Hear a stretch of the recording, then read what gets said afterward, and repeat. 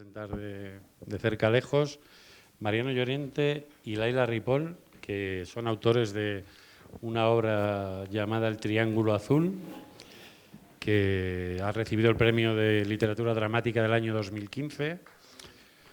Ellos han... Hay un fan por ahí.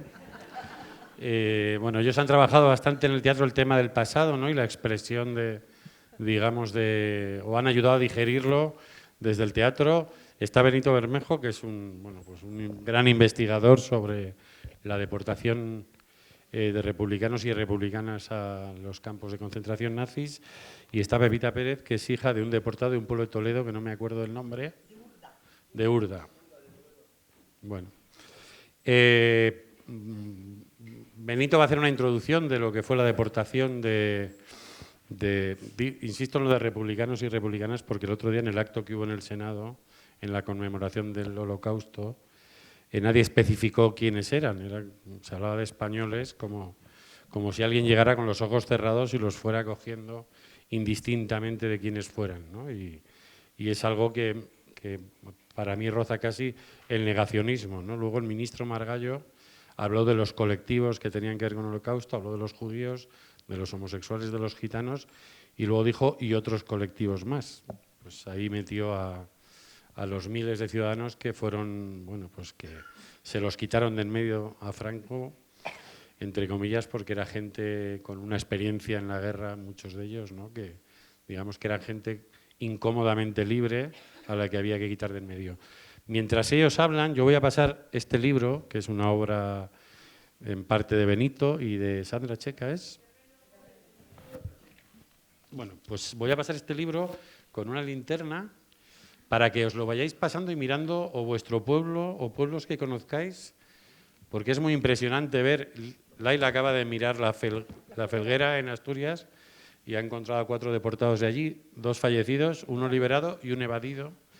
Y es muy impresionante ver cómo gente de pueblos de prácticamente toda la geografía, pues imaginarse cómo es ese pueblo y cómo pudo ser que alguien acabara 7, 8, 9 años después en un campo de concentración nazi, ¿no? Y que muriera allí en un lugar pues tan lejano, tan cruel y tan absurdo, ¿no? Para la historia de gente que lo que estaba aquí es defendiendo una democracia. Yo lo voy a dejar por aquí con la linterna y si alguien resulta que conoce a alguno o alguna familia de las que hay ahí, pues podemos luego comentarlo.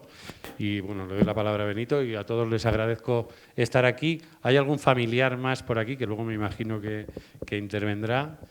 1, 2, bueno, sé que hay alguno más.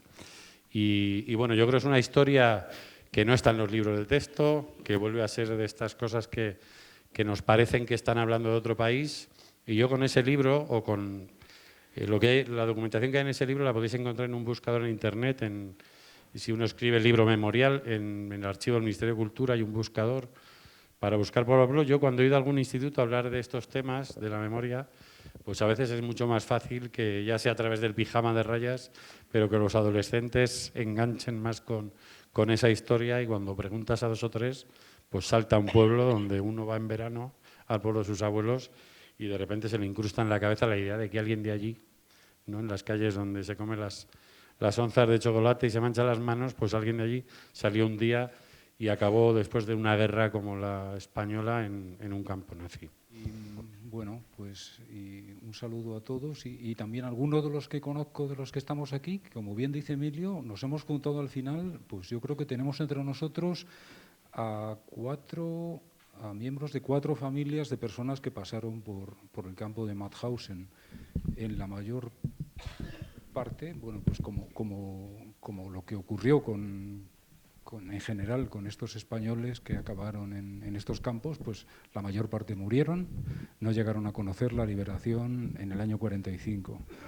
Hay una excepción de estas personas y es que entre nosotros está Eufemio García, que perdió a su padre en Mauthausen, pero él mismo formaba parte de uno de esos primeros transportes desde Francia al pueblo de Mauthausen y él no llegó a entrar en el campo, quedó en el tren con su madre, con su hermana, con su tía y bueno, pues fueron después, a lo largo de un viaje que todavía duró varias semanas, hicieron en total creo que 15 días de tren o 16 días, fueron entregados a la policía española en la frontera en Hendaya. Bueno, pues Eufemio está aquí con nosotros, tenía entonces 5 o 6 años. Bien, he querido empezar enseñándoos una carta que me impresionó mucho hace algunos años, cuando la vi en un archivo, y está fechada en el año 64, en el puerto de Motril, en la parte de la provincia de Granada que da con el mar.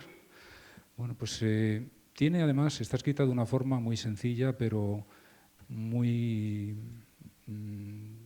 particular. Distinguidos señores, me dirijo a ustedes porque quisiera que me dieran noticias de un hijo que lo tengo perdido hace mucho tiempo y no sé si está vivo o muerto.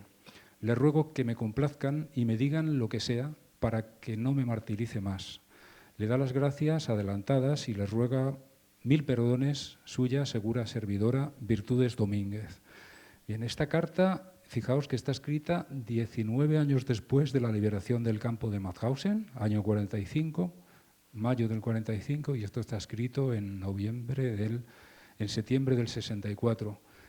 Es decir, que había familias todavía 19 años después, más de 19 años después, que ignoraban que había sido de alguno de los suyos, en este caso, una madre que no sabe qué ha pasado con un hijo. Y esto no es tan inhabitual, aunque hay que decir que los supervivientes, que fueron menos de una tercera parte en el año 45, se preocuparon por recopilar la información que pudieron recoger y contactar a las familias. Esto ya desde en las mismas semanas que siguen a la liberación del campo de Mauthausen, hay todavía un equipo que se junta y que va recogiendo los datos y que inmediatamente pues intenta, una vez que se han instalado en Francia, intenta contactar a esas familias. Con todo, ya digo, no era raro que en el año 64 hubiera quien ignorase completamente lo que había pasado con alguno. Yo he tenido después la ocasión, en más de una docena de casos, de conocer familias que todavía el último que conozco es del año 2000, estamos ya en el 16, del año 2014. Todavía en 2014 había alguna familia que no sabía que había sido, pues en aquel caso, una persona que no sabía que había sido de su padre, desconocía completamente que esa persona hubiera estado incluso fuera de España, simplemente era alguien desaparecido al final de la Guerra Civil. Bueno, pues esto nos da una idea de lo que pasó en algunos casos y bueno, hay otras circunstancias, otras vicisitudes distintas. Algunos de quienes están con nosotros nos podrán contar algo de qué pasó con quienes regresaron de los campos, como el padre de Pepita, Emiliano, o como Francisco Ortiz, que también está aquí su hijo y su nieto entre nosotros. Yo os voy a hablar del grupo en general que terminó en Mauthausen o en otros campos, por qué llegaron allí y qué pasó con ellos allí. Normalmente son personas, en su mayoría, luego veremos que hay una excepción, que en su mayoría eran personas que salieron de España en el 39, normalmente al final de la caída, al final de la guerra de España, en las últimas semanas, una vez que iba a caer Barcelona, pues que formaban parte de esa gran masa de gente que llegó a ser pues no mucho menos de 500.000 de personas y que se dirigieron hacia la frontera francesa y con mayor o menor dificultad pues consiguieron en los últimos momentos pues pasar a territorio francés y bueno, pues encontrar refugio en aquel país. La excepción a esto sería, y apenas representa pues una décima parte de estos. En conjunto, por los campos nazis, acabaron pues pasando posiblemente algo más de 9.000 españoles.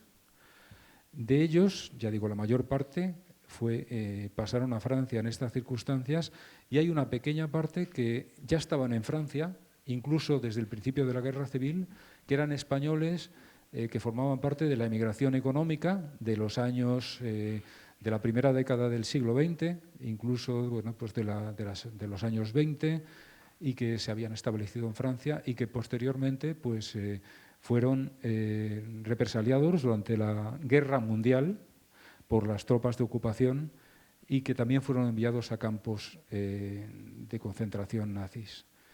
En este caso es algo más tarde. Los españoles que pasan en el 39 normalmente fueron deportados pues incluso ya en el año 40. ¿Cómo fue esto?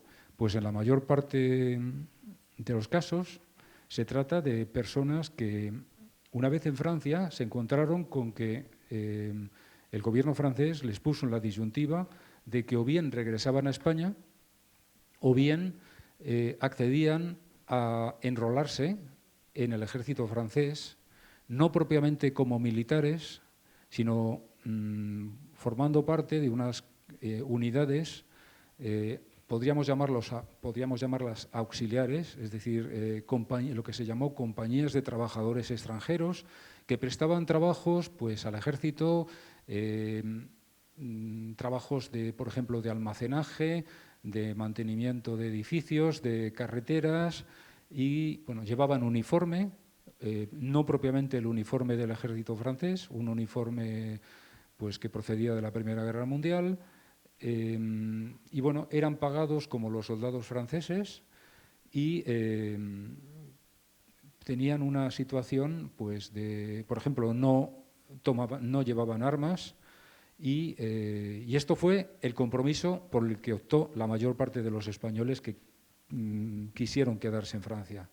De los españoles, podríamos decir, en edad militar, es decir, las mujeres y los niños tuvieron situaciones bastante distintas y fueron albergadas en distintos pueblos y en unas circunstancias, pues, en general, bastante correctas, pasados los primeros momentos de los cuales hemos oído hablar todos, de los campos en la playa, una vez que llegaron a Francia, de Argelès-sur-Mer, etcétera, donde llegó a haber pues, más de 100.000 personas en unas condiciones de precariedad absoluta.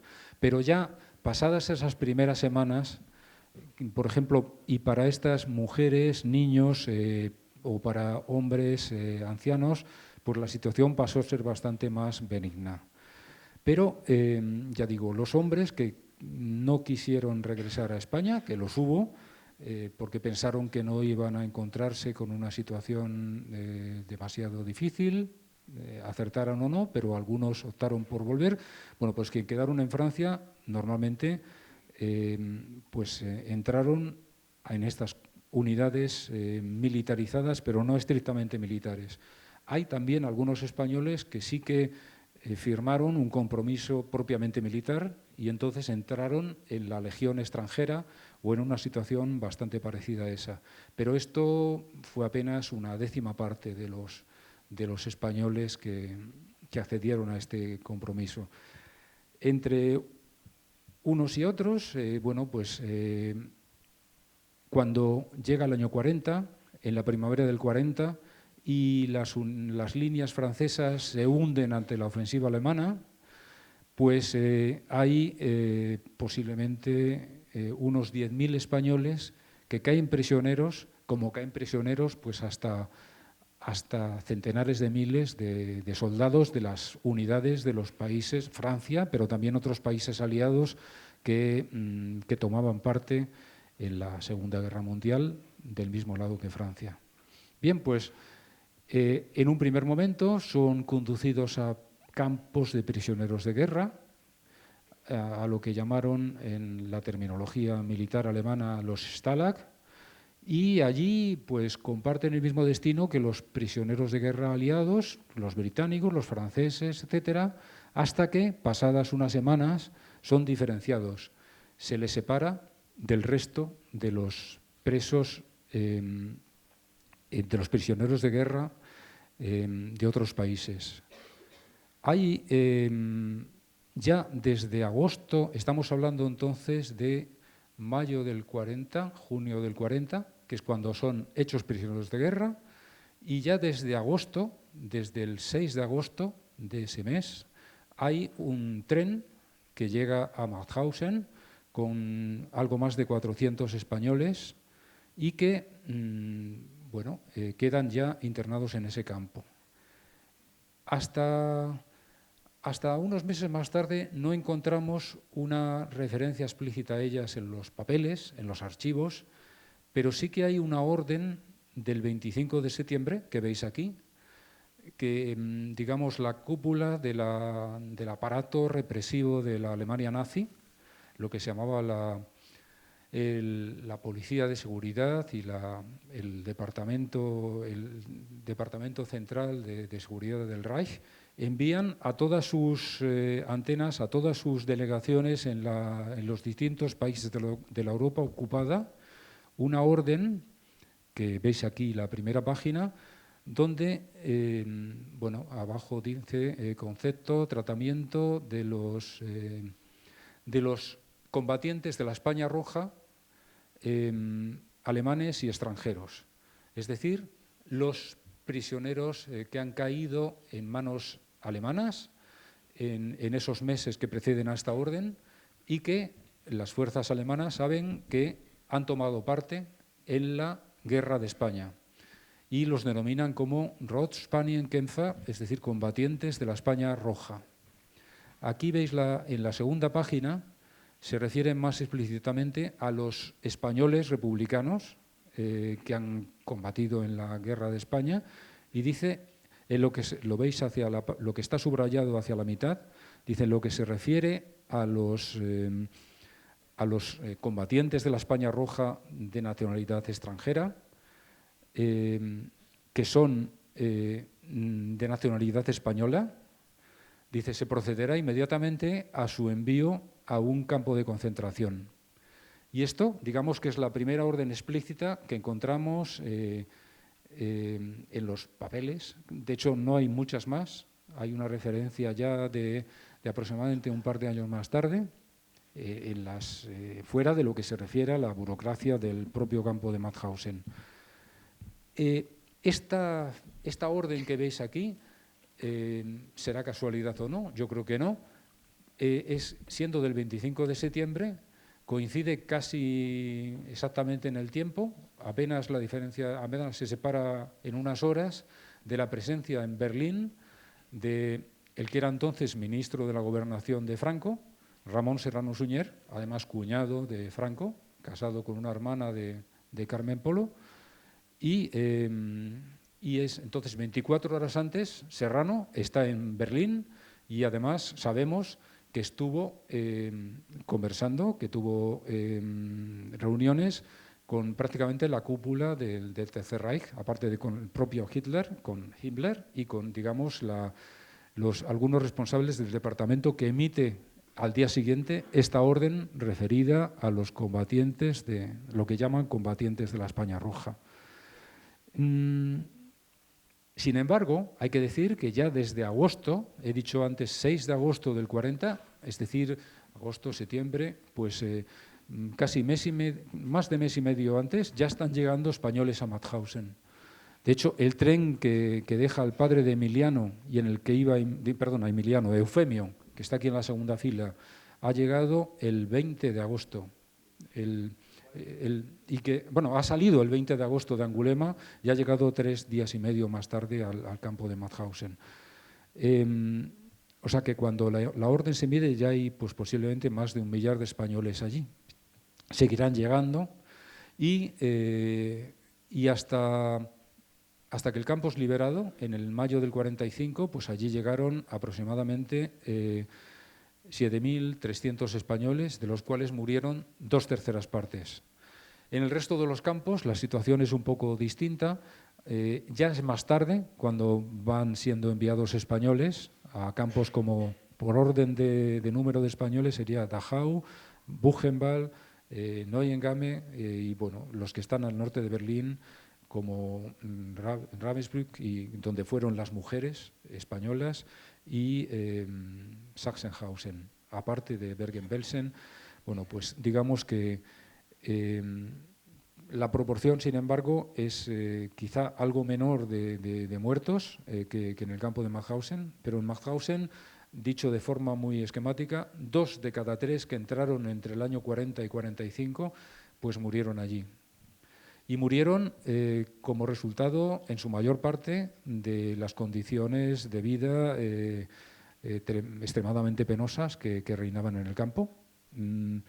Se puede decir de forma muy esquemática, pues con 3 puntos. Primero, trabajo extenuante, trabajo hasta el límite de las fuerzas de los presos que allá había.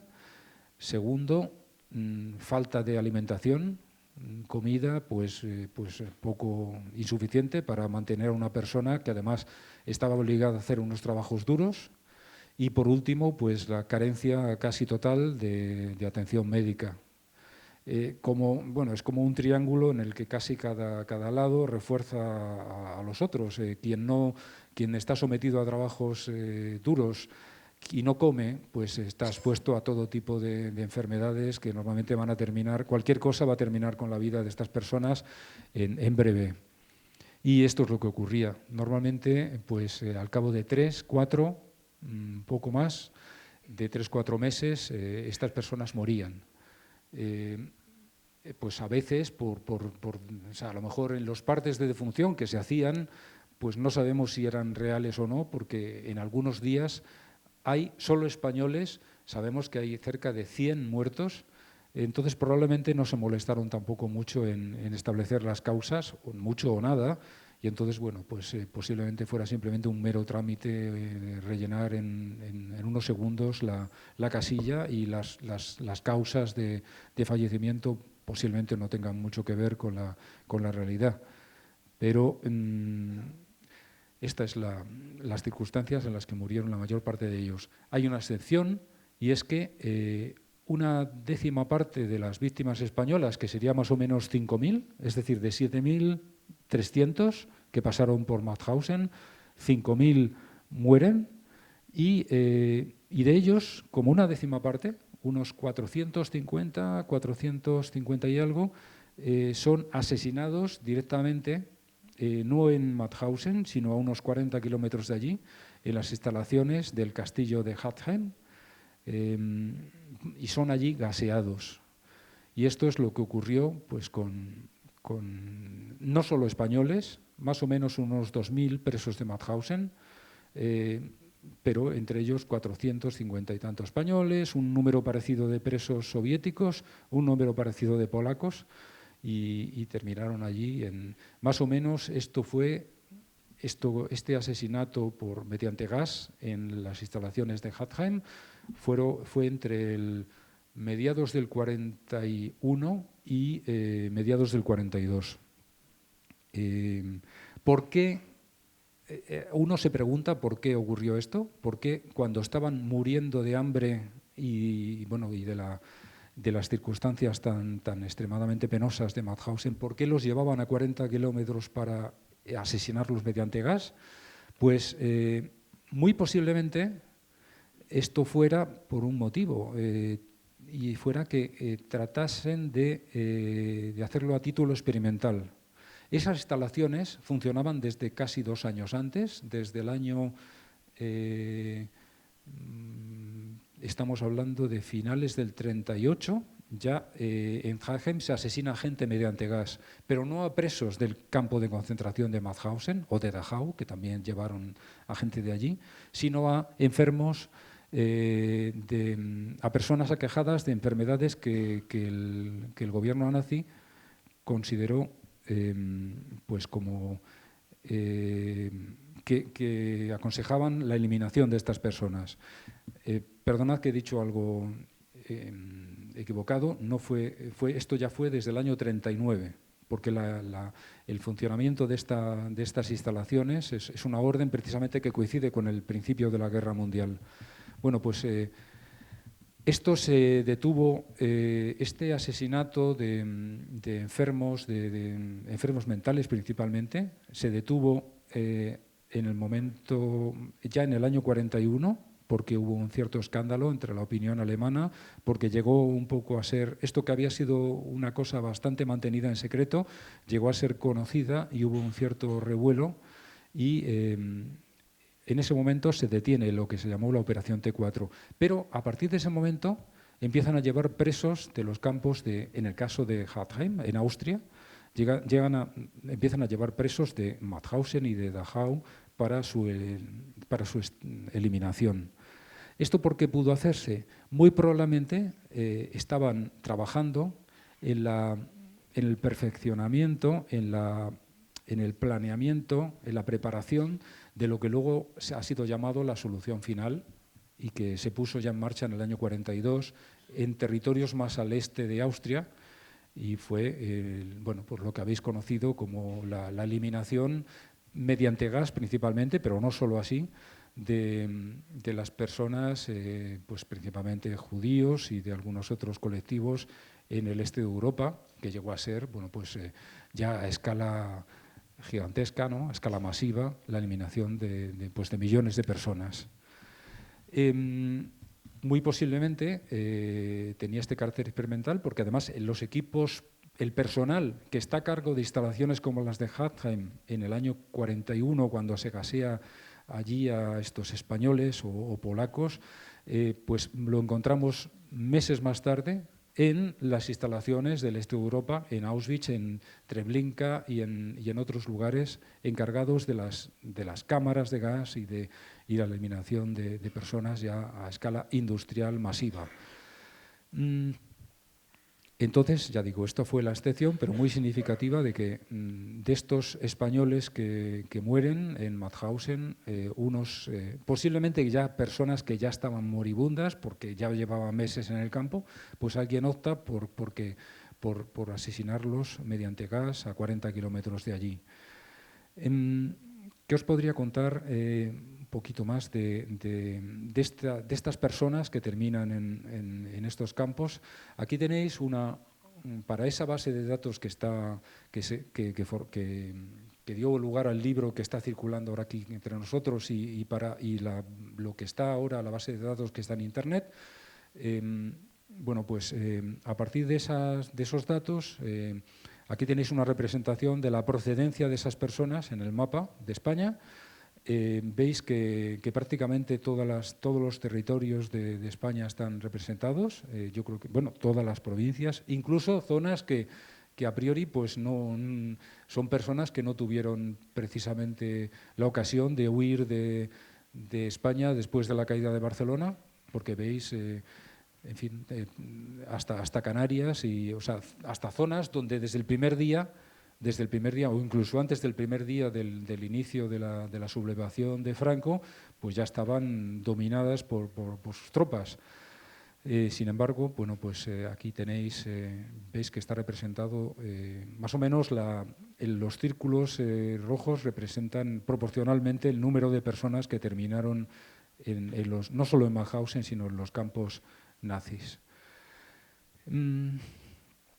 Y bueno, aquí tenéis un poco en detalle también Extremadura. Posiblemente aquí ya está representada incluso la huida de personas de sus pueblos desde el primer momento. Es decir, porque en Extremadura, como algunos seguro que sabéis, pues hubo la columna de Yagüe que desde el sur va avanzando. Y entonces sí que hay una cierta cantidad de gente que huye huyen de la columna de Yagüe y que van hacia Talavera y que finalmente pues, en el año 39 pues, saldrán de España. Hasta el punto de que, bueno, pues entre Cáceres y Badajoz son creo que un total de más de 200 españoles que terminaron en los campos nazis. Pues por ejemplo, estaba haciendo alusión a estas personas que son gaseadas en Hatheim. Aquí os pongo un ejemplo también de que veáis que no todos los que, digamos que de estas personas que acabaron enroladas en el ejército francés como tropas auxiliares eran precisamente aguerridos combatientes de España. Aquí veis el nombre, la fotografía de Juan Carmona Rivera. Este chico fue gaseado en el castillo de Hatheim, en las instalaciones de Hatheim, en el año 41 y había nacido en el año 25 en Belmez, en la provincia de Córdoba. Es decir, que echad la cuenta y veréis que cuando empieza la guerra tiene pues 11 años y que conoce el exilio a los 14 y bueno, pues cuando es gaseado en Hatheim lleva ya pues algo más de un año en un campo de concentración nazi y bueno, pues tiene tiene 16 años en aquel momento. O sea que los que llaman combatientes de la España Roja en el documento que habéis visto antes, pues a veces eran personas en estas circunstancias. Él muere asesinado en Hatheim y su padre muere de agotamiento, de hambre, con unas semanas de diferencia, yo creo que 2 semanas de diferencia, en Gusen, al lado de Mauthausen. Un ejemplo yo creo que es de los últimos que yo he podido conocer, de cuando os hacía alusión a que muchas de las familias de las víctimas no tuvieron noticias hasta mucho más tarde, es el de esta persona que se llamaba Joaquín Salvo Belmont, que era de Villarreal, en la provincia de Castellón, y que también fue asesinado en Hatheim, que sus hijas habían escrito en el año 60 intentando averiguar qué había sido de él. No sabían ni siquiera que había estado exiliado en Francia. Bueno, y en el año 2011, cuando estábamos, bueno, ya después de haber terminado esto, pero cuando seguíamos trabajando con esto, pues localicé a un pariente de esta persona que fue la que me indicó que, bueno, los apellidos estaban cambiados, estaban mal escritos en las listas, y en realidad esta persona se llamaba Joaquín Salvo Belmont. Bueno, y quedaba todavía, ya ni vivían las hijas que habían intentado averiguar en el año 60 algo, pero quedaba todavía un hijo en Brasil que pudo todavía tener noticia de qué había pasado con su padre. Y bueno, yo no sé si podríamos ver otros aspectos, pero creo que lo principal de las circunstancias de estas personas que pasaron por Mauthausen y por otros campos está dicho. Podríamos entrar en otros detalles, pero casi preferiría que sea resultado de que bueno, pues planteéis las cosas que veáis menos claras o que más os interesen.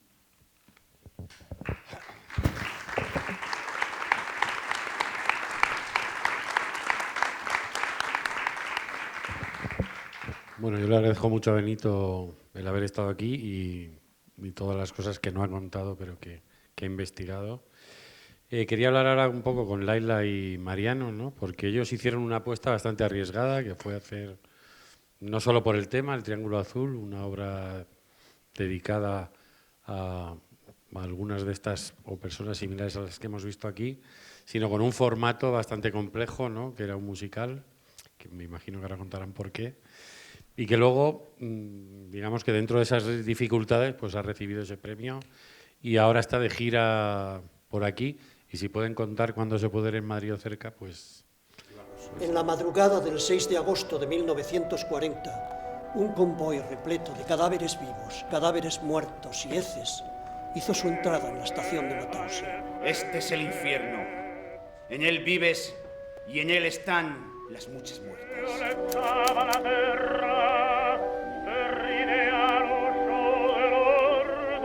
Más de 7.000 españoles de los que huyeron del fascista Franco descendieron de los vagones.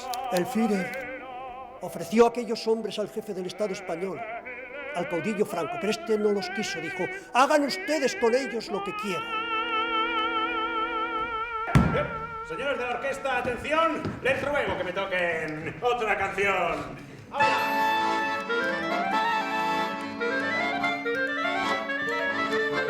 Mauthausen debe de ser el único lugar donde los cumpleaños se celebran asesinando, para que luego digan que los alemanes no son originales. Me gustaría verte ahí. Hombre, preferiría estar en la Costa Brava comiendo una paella. Azul como el cielo azul, es el triángulo de España.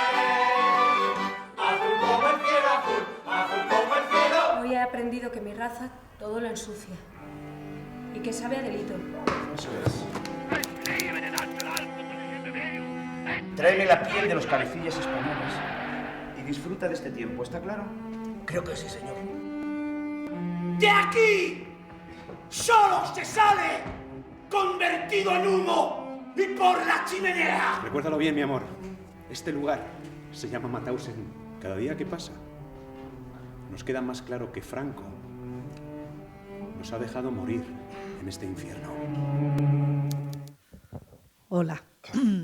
Bueno, esto es un espectáculo que nace a partir de que hace como 10 años o más, cae en nuestras manos precisamente un libro de Benito sobre una figura muy importante, que es la de Francisco Boix, que es una de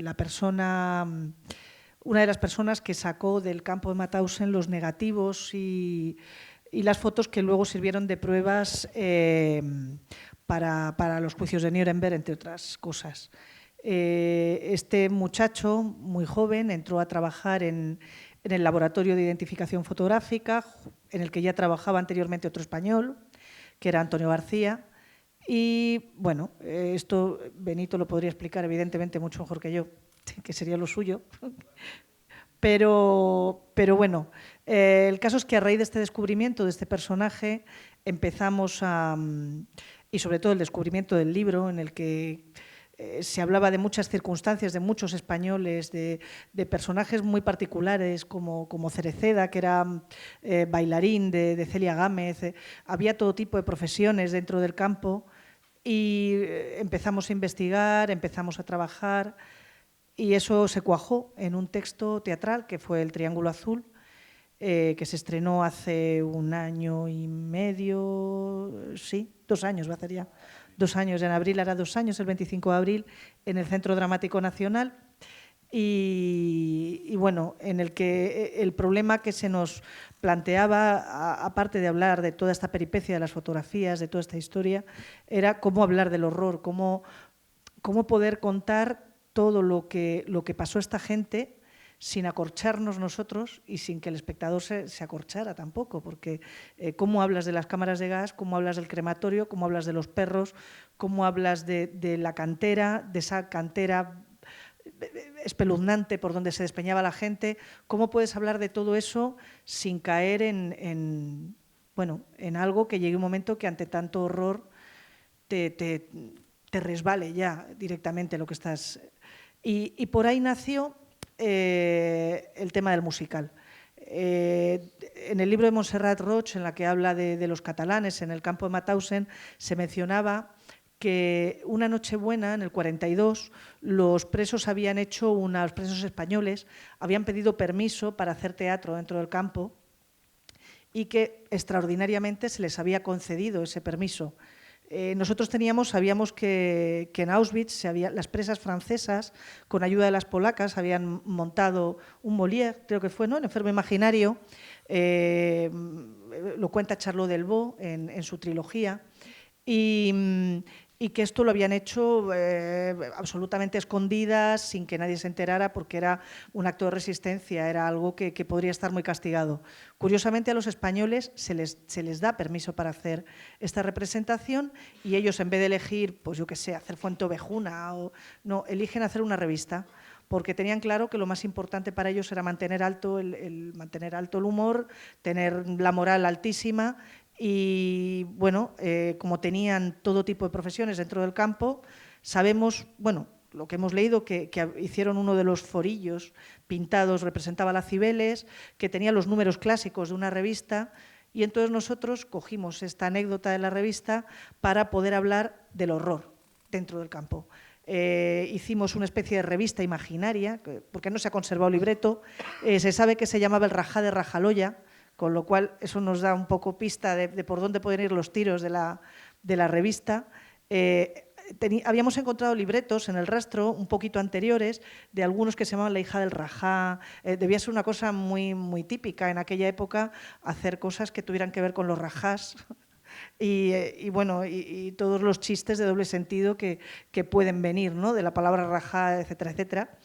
Y con estos libretos que encontramos en el rastro de revistas de los años 20 y 30, construimos los números musicales, el chotis del crematorio, la canción de la cantera, el pasodoble del Triángulo Azul, todos los números clásicos de revista representados por estos españoles dentro del campo, la canción de la alambrada electrificada, que es una habanera, y eso nos permitía poder acercarnos a la parte más insoportable del campo y de la historia desde otro punto de vista y al mismo tiempo que el espectador no se pudiera poner en guardia, ¿no? El espectador empieza riéndose, incluso encontrando algo divertido y a los 5 minutos de canción pues no saben debajo dónde meterse y eso es lo que nos interesaba. Y bueno, te paso. Bueno, pues por completar la información, voy a ser breve para que pueda hablar Pepita, y la parte más puramente artística que comenta Laila, voy a hacer un poquito de estadística, y es que es importante. Nosotros hicimos este espectáculo porque sentimos un profundo, no sé, desazón y al mismo tiempo irritación, ¿no? Que se iba convirtiendo en indignación cuanto más sabíamos, porque es que a nosotros, a la gente de mi generación, tengo 50 años, esto no se nos había contado, ¿no? Entonces, claro, dijimos, esto hay que contarlo, ¿no? Entonces, el arte, el teatro, puede equivocarse, puede no llegar, pero cuando acierta, puede ser, el arte abrasa también, ¿no? Entonces, intentamos elaborar el espectáculo con esa responsabilidad, ¿no? Y ¿qué digo con la estadística? Digo que a estas alturas se han podido ver el Triángulo Azul cerca de 15.000 personas, a lo mejor redondeo, ¿no, Joseba? Pero bueno, cerca de 15.000 personas, porque cuesta llevar a la gente al teatro a ver un espectáculo que se llama El Triángulo Azul, que no tiene a nadie famoso en el elenco y estas cosas, cuesta, ¿no? 15.000 personas que a su vez lo han podido contar, ¿no? a otras gentes. Nos hemos encontrado a la salida de los teatros muchas veces por la mediación de Benito, que nos ha puesto en contacto con ellos, a bastantes parientes, familiares de deportados, en muchos casos asesinados, en Hartheim, por ejemplo, que sienten el espectáculo como una cosa casi como hermano, ¿no? Una cosa de hermanos, una cosa... decir, aquí tenéis nuestra casa, veniros a dormir a casa, veniros a comer cuando queráis, veniros tal, ¿no? Porque nos habéis hecho un homenaje a mi abuelo, a mi padre, conmovedor, etcétera, etcétera. El Triángulo Azul va a terminar ha conseguido que España, este país, haga 70, cuando terminemos la gira pueden ser 80 minutos de silencio por toda la geografía española, por esta gente, porque el espectáculo exige al espectador guardar un minuto de silencio por la muerte de uno de ellos, pero a través de la muerte de ese, evidentemente es para todos, ¿no? Los españoles tuvieron la dignidad de solicitarles a los jefes del campo dignidad y un punto de ingenuidad, tal vez, de los primeros que llegaron, igual aquel 6 de agosto que comentaba. Ahí estaba José Marfil Escalona, que es un malagueño de Fuengirola, que debió nacer en 1888, una cosa así, porque llega ya con casi 50 años al campo y apenas no pasa la cuarentena. Benito, corrígeme si esto es así un poco, muere. Y es el primer español que muere en el campo de Mauthausen, el primero que muere allí directamente. Murió más gente seguramente en los traslados, en aquellos infernales trenes de ganado y demás. Pero el primer español que muere en Mauthausen, sus compañeros van y les piden a los nazis, a los jefes de seguridad y demás, guardar un minuto de silencio. Es como decir, pero un minuto de silencio aquí, en este lugar donde muere todo el tiempo la gente, un minuto de silencio, era de risa, ¿no? Es como, pues se lo concedieron. Y allí se pusieron todos en posición de firmes y demás y consiguieron guardar un minuto de silencio. Bueno, si el teatro consigue que cada función es un minuto de silencio, entre otras muchas cosas, por esta gente, ¿no? Y bueno, eso hemos querido hacer con el Triángulo Azul, que esto se entere, que mucha gente se entere, mucha gente de 20 y tantos años, que esto le parece una historia de la lista de Schindler, ¿no? Con todo el respeto que me merece, por supuesto, la historia de los judíos, que me merece toda la del mundo, naturalmente. Pero claro, pero aquí tuvimos esto y también era necesario contarlo. Eso es lo que hemos intentado. Afortunadamente el espectáculo ha tenido cierto respaldo y cierta proyección, y dentro de las circunstancias de crisis terribles en las que estamos para el teatro, bueno, para el teatro y para todo, claro, un espectáculo que mueve a 14 personas, que lleva un camión de 7 metros y tal, se está viendo y con mucha emoción y con muchas ganas de seguir haciéndolo. Y eso es lo que... Claro, el espectáculo pasó por Madrid, se estrenó en el Centro Dramático Nacional, que lo acogió, y ahora la última, quizás de momento la última oportunidad que va a haber de verlo es el 7 de mayo en Móstoles. Es muy buen teatro, es muy buena plaza. 7 de mayo es justo el fin de semana en el que se conmemora la liberación del campo de Mauthausen, en mayo, que mucha gente suele ir a Mauthausen para tal. Por eso, de hecho, la programadora de Móstoles por eso puso la función ese día, porque... Detalle, la programadora de Móstoles que pudo programar este espectáculo en su teatro gracias a que cambió el gobierno municipal, porque hasta ese momento el Triángulo Azul no podía ir a Móstoles, igual que tampoco en su momento pudo ir ningún espectáculo nuestro en concreto que hablara de cualquier tema que tuviera que ver con memoria histórica. Eso es una cosa que sigue pasando, que parece que estamos hablando de otro país, pero pasa. Pasa que con un espectáculo que habla de los republicanos deportados en Mauthausen, los ayuntamientos gobernados por el Partido Popular no contratan porque no consideran que eso lo tenga que ver su público, ¿no?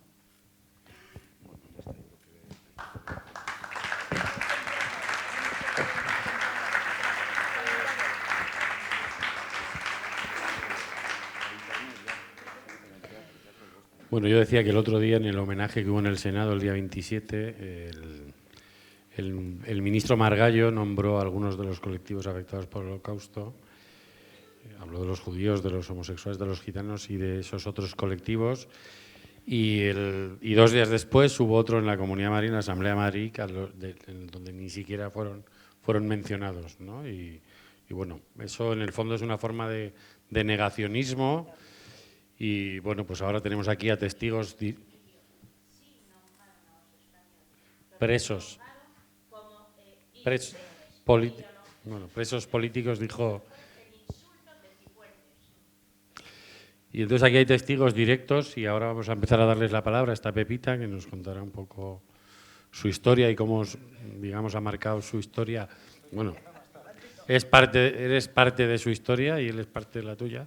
Bueno, pues yo les voy a contar un poco la trayectoria de mis padres. Es una anécdota entre miles, como habéis oído, y eso. Mi padre, después, por supuesto, de la batalla del Ebro y de toda la guerra civil española, pues pasa a Francia y va, como ha dicho Benito, pues a Argelès-sur-Mer, los campos de refugiados que se improvisaron en un principio. Y de ahí le dan la opción de ir a las compañías de travailleurs étrangers, es decir, de ir justamente a ayudar al ejército francés, a hacer fortificaciones, a trabajar en las carreteras, a ayudarles. Y por supuesto, mi padre no podía regresar a España, había sido presidente de las Juventudes Socialistas Unificadas en su pueblo, le habían puesto un matón para vigilarle como para volver.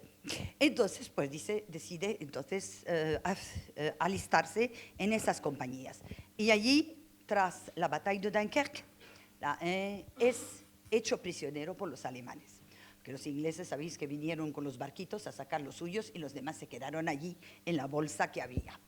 Y entonces, pues, cogí prisionero de los alemanes el primer día, que los aparcaron allí como pudieron en un campo.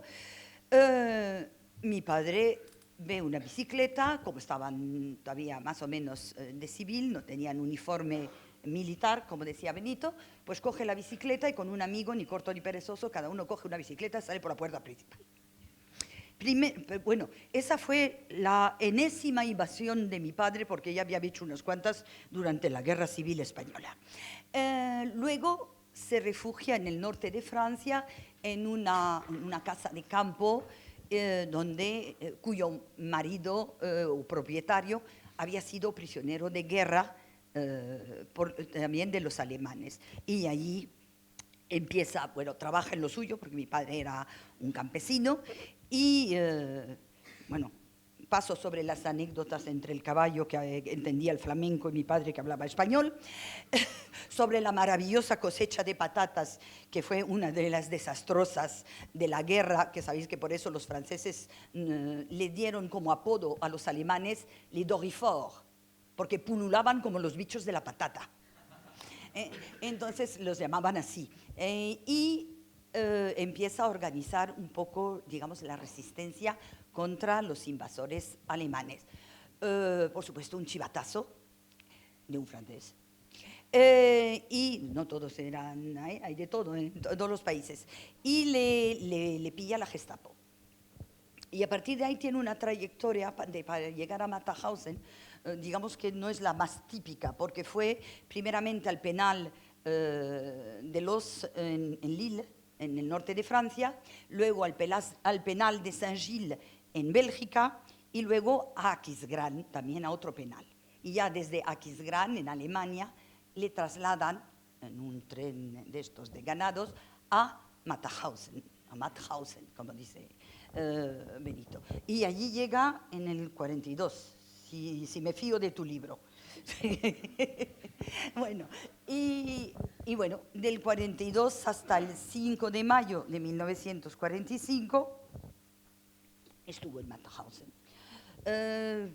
Anécdotas de Mauthausen, montones. Una vez, en unas navidades, a alguien se le ocurrió matar el gato de las SS. No fue un acto muy inteligente, pero bueno, ya que habían matado el gato y que tenían hambre, pues a comerse el gato. Bueno, fueron unas buenas navidades. Problema fueron luego al que pillaban con un poquito de pellica del gato. Ese no lo contaba, desde luego. Entonces el gato costó caro, hay que decir lo que es. Cuando les sacaban a trabajar a los alrededores, a los pueblos a recoger cosechas o lo que fuera, pues con el hambre que tenían, yo creo que comían más que lo que cosechaban.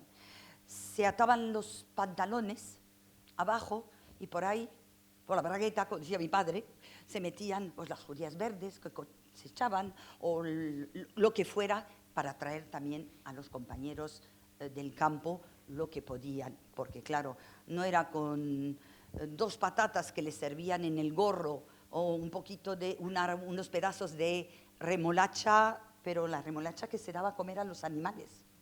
Y por la noche un cuadradito de pan de estos de centeno muy vasto con una rodajita de salchicha o de salchichón. Eso era la comida que tenían durante todo el día. Si llegaban a comer de los primeros, lo que tenían en el plato era líquido, nada más.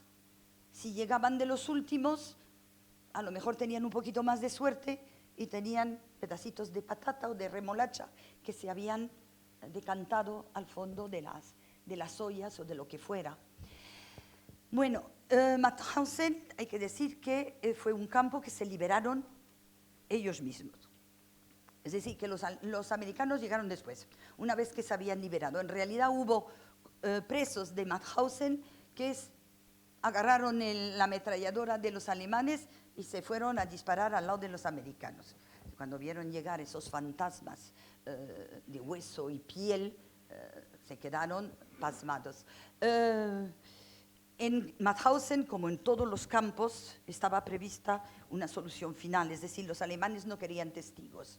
Después, si perdían la guerra, ya cuando vieron que iban a perder la guerra, no querían testigos y entonces se organizaron lo que se llamaban de soluciones finales. En Mauthausen les hicieron excavar, ¿no?, un túnel debajo de una colina y ahí tenían pensado meter a todos los prisioneros que quedaban, todos los deportados, y volar ese túnel y enterrarlos vivos. Por supuesto, eso se sabía y decidieron que tenían que hacerse con el campo y se lo hecho. Se hicieron con él efectivamente y se liberaron ellos.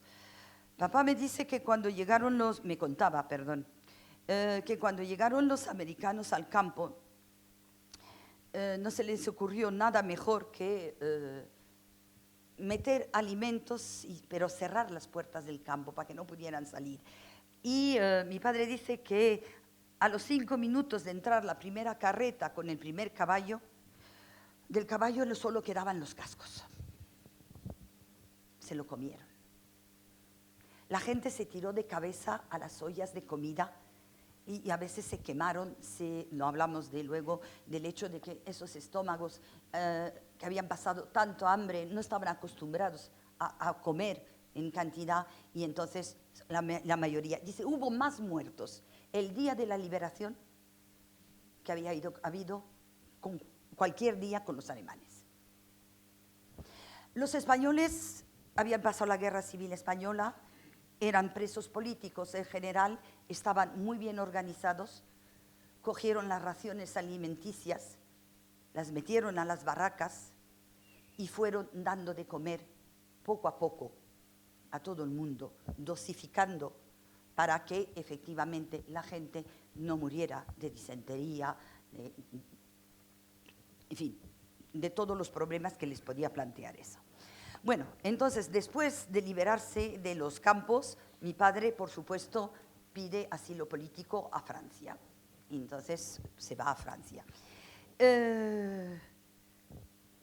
Os he traído algo que habla más que las palabras. Os he traído la chaqueta de los campos de mi padre. Es lo único que salvó y que tengo en mi posesión. Yo con mis alumnos se la pongo a uno de mis alumnos. Generalmente le viene bien a un niño entre 10, 11 años, es decir, de unos 30 kilos. Cuando mi padre salió de los campos tenía 34 años y era lo que pesaba 30 kilos. Entonces la tengo, os la voy a enseñar antes de contaros un poquito las anécdotas también de mamá y de cómo finalmente se juntaron. Un minutito.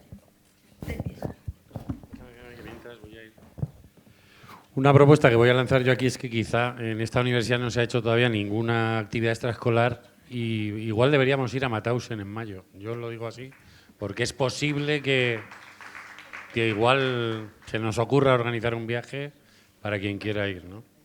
El único monumento que no es propiedad de un Estado de todos los que hay allí, casualmente es el monumento a los españoles.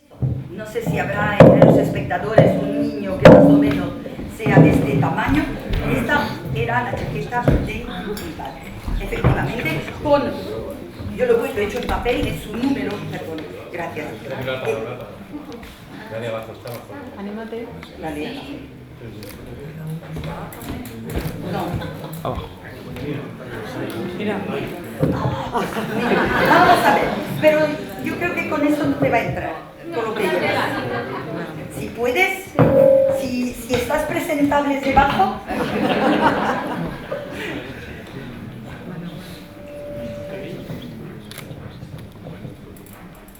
Bueno, creo que de todas maneras me oís, ¿no? Sí. Bueno, soy profe, estoy acostumbrada a que la voz se me oiga.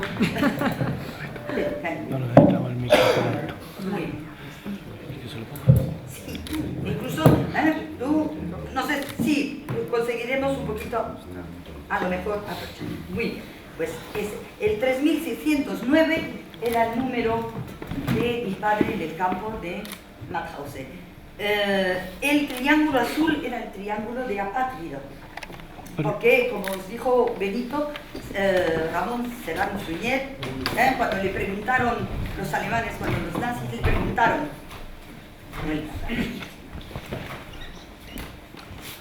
gracias, cuando los alemanes le preguntaron a Suñer qué pasaba con los españoles, Serrano Suñer contestó que los españoles estaban todos en España. Es decir, que los demás no eran españoles. Por eso los españoles llevaban el triángulo azul, que era el triángulo de los apátridas. Y por eso, pero a pesar, llevaban la S de España, que era normalmente el país de origen. Y no llevaban el triángulo rojo o otro que significaba preso político, u otras categorías. Bueno, pues eso era 34 años y 30 kilos. Cuando le vieron, cuando los tribunales de médicos militares los vieron, dijeron, estos hombres no pasan de los 10 años. Es imposible que sobrevivan. Y fue la esperanza de vida que les dieron. Con lo cual los metieron en... te lo puedes quitar, cariño. Bueno, y les metieron en casas de, digamos, de convalecencia. Los metieron en casas de convalecencia durante un año y medio. Mi padre estuvo 1 año y medio, 2 años, para que esos hombres se recuperaran física y anímicamente. Una cosa que quiero agradecer a Benito, y lo quiero hacer en público, es algo que me emocionó muchísimo. Y es que dentro de su investigación, por supuesto, el libro que está circulando con vosotros está, por supuesto, verificado, documentado, caso tras caso. Y un día Benito vino a casa y me trajo la fotocopia del registro de Mauthausen con la página donde estaba mi padre, en alemán, por supuesto, donde venía Emiliano Pérez Dorado, efectivamente, natural de Urda, Toledo, España, y el año en que había llegado a Mauthausen. Bueno, eso fue por mi padre. Entonces, no había relaciones con España en aquel entonces. A través de la Cruz Roja y de los países de Suecia, mi padre le manda una carta a mi madre, que estaba en España. Bueno, no estaban casados, ¿eh? Eran novios de toda la vida, de esos de los de pueblo. Mi madre tenía 14 años, mi padre 19. Fue la mujer de su vida y él fue el hombre de su vida. Y le manda una carta diciéndole, bueno, estoy vivo,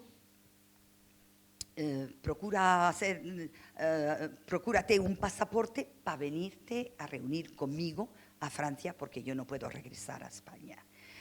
Las autoridades franquistas estuvieron paseando a mi madre durante 4 años.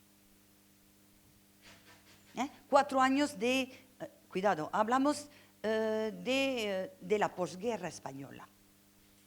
Una mujer analfabeta que no había salido de su pueblo, que no tenía recursos económicos, que tuvo que hacer tropecientos mil viajes a Toledo, otros tantos a Madrid, todo eso para tratar de conseguir el pasaporte que le permitiera reunirse con mi padre. Bueno, sin recursos económicos, ayudándose los unos a los otros, porque no se podía de otra manera. Y al cabo de 4 años, las autoridades le dicen que no le dan el pasaporte porque se va a juntar con un rojo. Bueno, mi madre se lo comunica a mi padre y a partir de ahí solo queda una solución. Contratar un contrabandista para que ella pase los Pirineos de contrabando. Bueno, entonces se fue con sus 2 cuñados, así montando todo. Capacidad teatral tenían un montón, ¿eh? Yo la verdad me admiro que una gente que se supone que no tenía estudios, no tenían cultura, pero la inventiva la tenían maravillosa, ¿eh? Porque se van con sus 2 cuñados, uno se supone que es su marido, el otro es el empleado del marido, y se supone que van a vender grano contra otra cosa a Barcelona. Así que allí llegan a un hotel, bueno, mi madre, por supuesto, ella solo pensaba en que juntarse con mi padre, ¿eh? Ni Barcelona, ni el mar, ni nada, ni Santas Pascuas. Tenía que encontrarse con el contrabandista para juntarse con mi padre, punto. Entonces, hay una anécdota divertida, porque no todo puede ser triste. Entonces llegan al hotel y, claro, se supone que es un matrimonio, el cuñado y mi madre. Y entonces les dice el señor del hotel, ¿desean ustedes una habitación con cama de matrimonio o con 2 camas? Y ni corto ni perezoso, el cuñado dice, oye, chica, ya llevamos, no sé, 9 años acostándonos juntos, ¿por qué no probamos camas separadas esta noche? Con lo cual, la decencia estaba a salvo y podíamos seguir. Entonces, bueno, allí finalmente mamá contacta al contrabandista, que no era muy listo, se equivocó, que iba buscando otra mujer, menos mal que mi madre le estaba vigilando y bueno, salió discretamente detrás de él, le alcanzó en la calle, claro, porque tampoco había espía, bueno, quiero decir, delatores por todos los lados, y al final cruza a Francia, donde la estaba esperando mi padre. Bueno, le ve un señor que se avanza hacia ella en plena montaña por la Tour de Carol, por allí, y dice, uy, no, yo de ese no me fío. Entonces le hace como un regate para evitarlo, y entonces mi padre dice, oye, Josefa, que soy yo. Bueno, y ya está, y se juntaron. A partir de ahí, cogen un taxi para subir a París, lo que me hace decir que los taxis en aquel entonces no costaban lo que hoy, porque la economía de mi padre no era muy boyante en aquel entonces, y por supuesto se entrega a las autoridades francesas, porque claro, había entrado clandestinamente. La policía francesa le dice que tiene que volver a España. Estábamos en la posguerra, mi padre era un deportado, Ministerio de los antiguos combatientes y de los deportados, no hizo falta más que una llamada telefónica y mi madre se quedó definitivamente en Francia.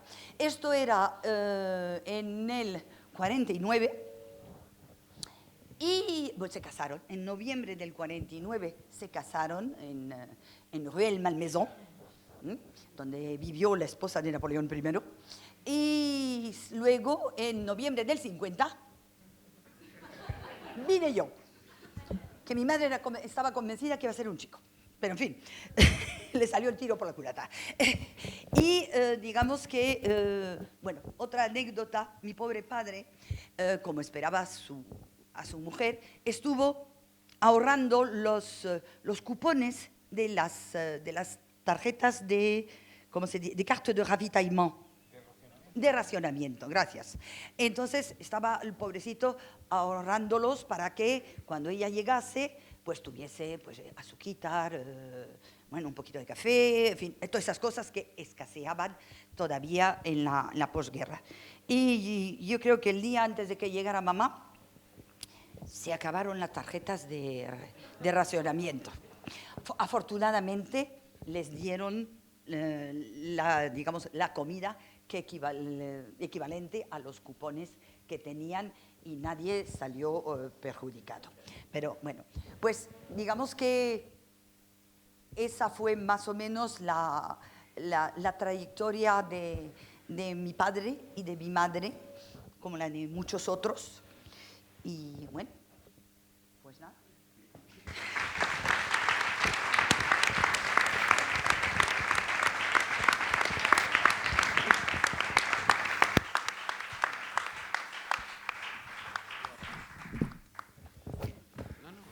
Buenas noches a todos. Yo soy un niño perdido del franquismo.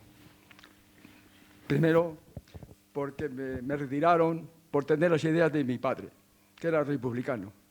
Segundo, porque nos separaron de las familias que decían que eran las nuestras. Por eso me considero el niño perdido del franquismo. A mi padre, como ha dicho aquí Benito Bermejo, lo incineraron en los hornos crematorios en el año 1941. Ahí ya, yo tenía 6 años.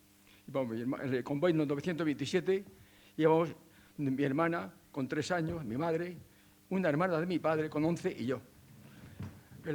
Ya ahí nos separaron, el año 1941 ya, en los hornos crematorios, el 19 de diciembre del 41, falleció. O sea, yo no tuve padre, regresamos por Hendaya y nos separan la policía, la Guardia Civil, los franquistas, nos separan a los niños y a las niñas, pero a mí me separaron con unas señoras que decían que eran tías mías, hermanas de mi padre.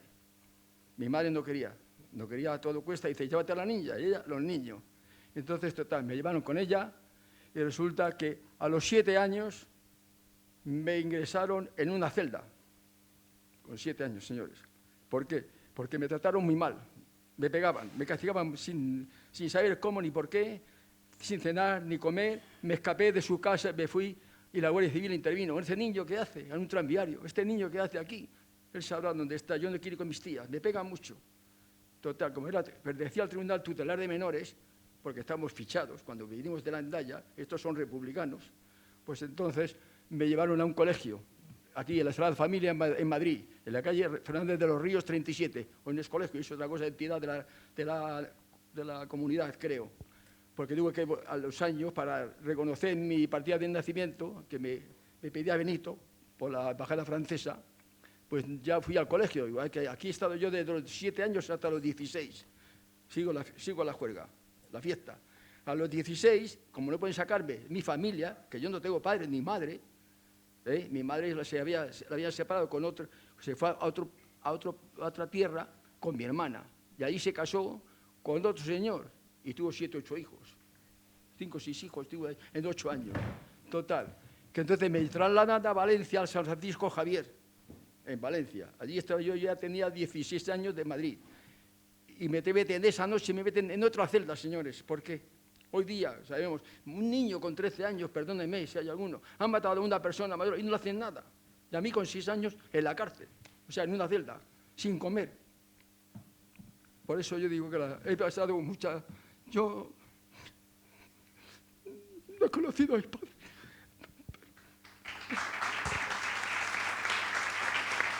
Pero tengo que dar, gracias a mis estudios, que luego después de estudiar mucho tiempo y he trabajado, que decía mi padre a mi madre, según me decían, dice, este hijo mío va a ser ingeniero. Yo fui zapatero, señores. No zapatero de la política, que soy socialista de toda la vida, pero fui zapatero de trabajo. Aprendí el oficio de zapatero en Madrid y en Valencia. Estuve interno 12 años y medio, salí casi con 19 años. Y me sacó mi padrastro, me sacó para llevarme a explotarme en el campo de Aranjuez.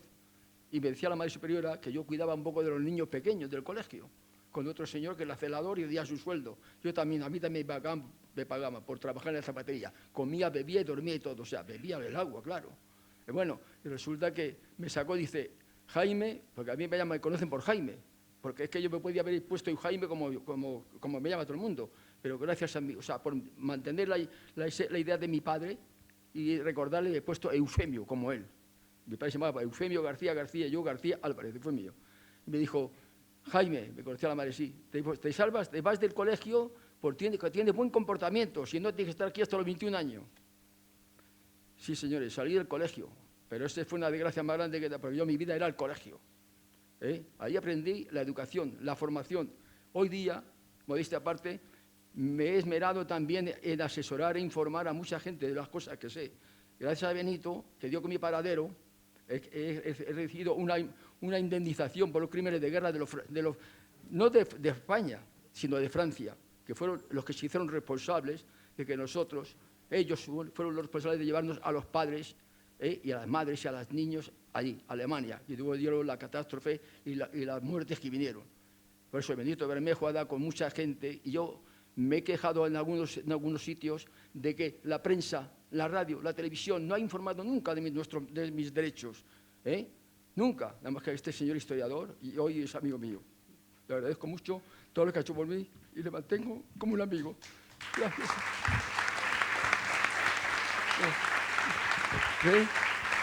Es que me emociono mucho.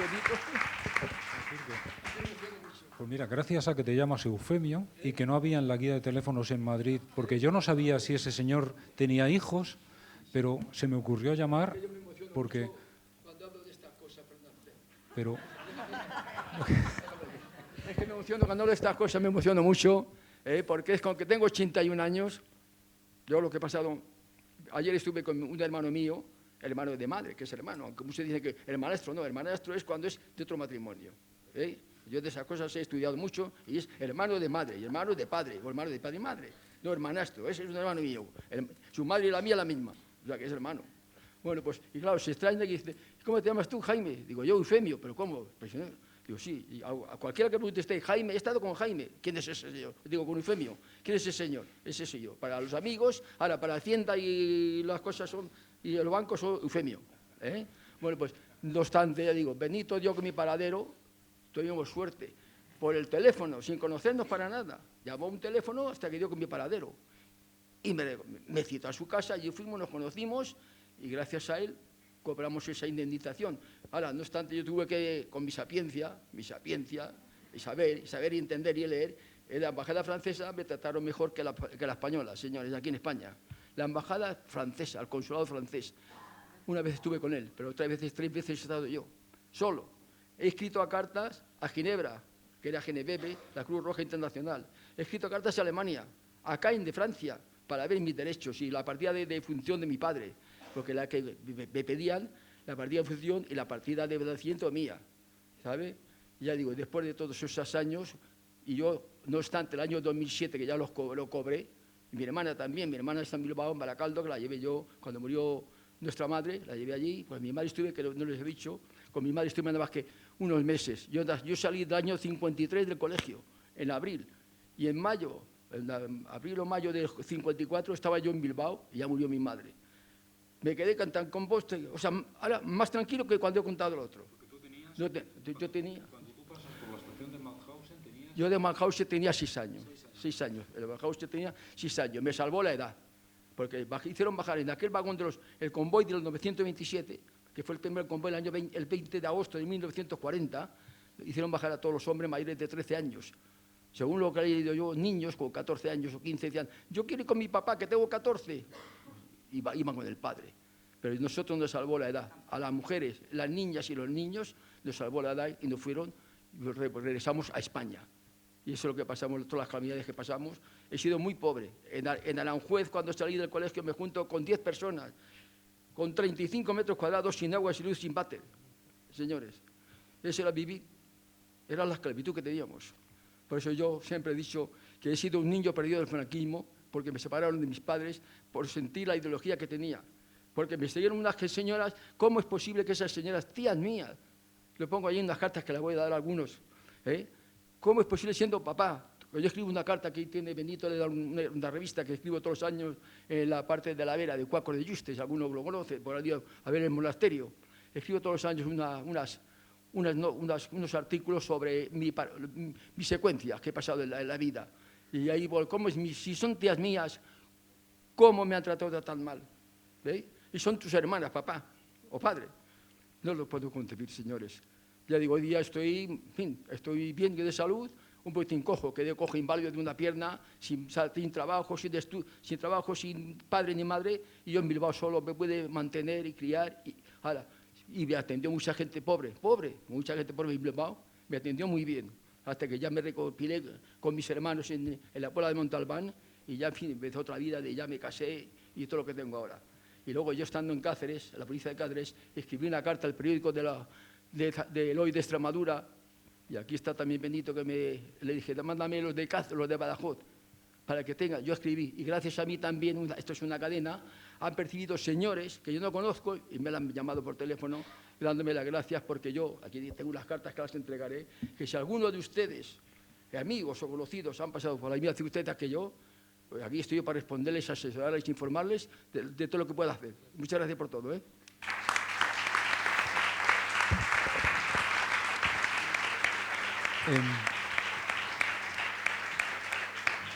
Como habíamos dicho antes, que están entre nosotros también el hijo y el nieto de Francisco Ortiz, pues yo estaríamos contentos de si queréis tomar la palabra.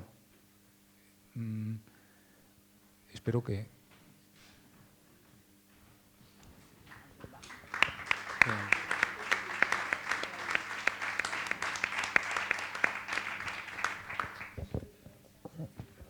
Muchas gracias, Benito. Bueno, voy a ser muy corto porque la historia de mi padre casi copia de la historia que hemos escuchado.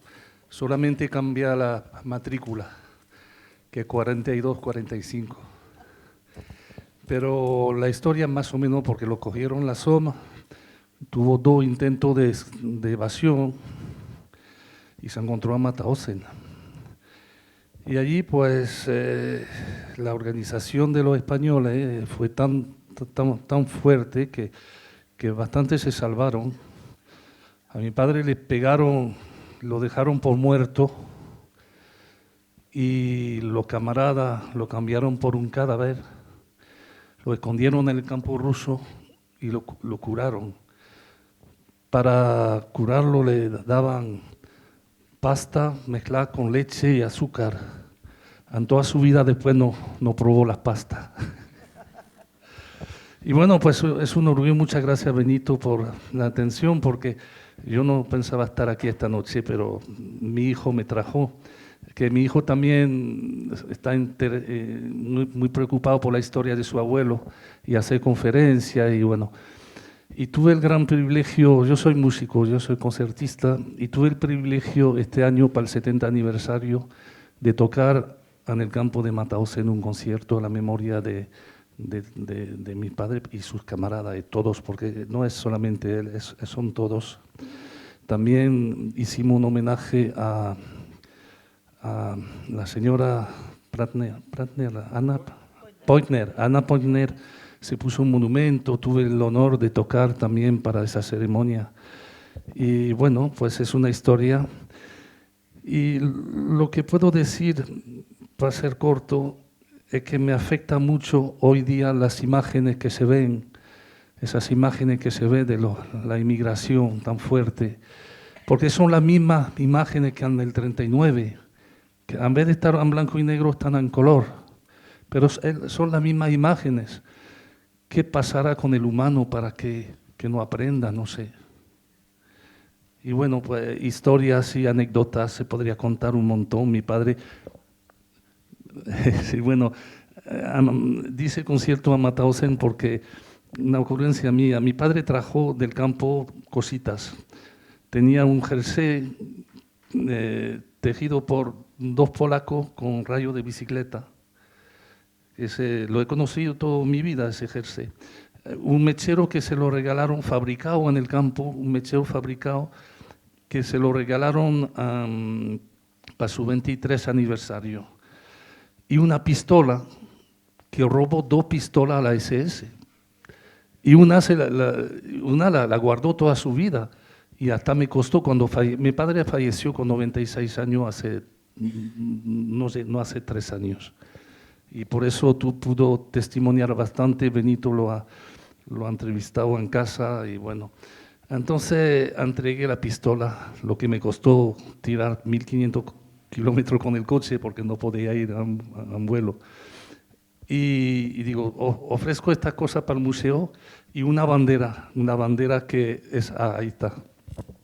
Esa bandera, yo he jugado de niño con esa bandera a lo indio.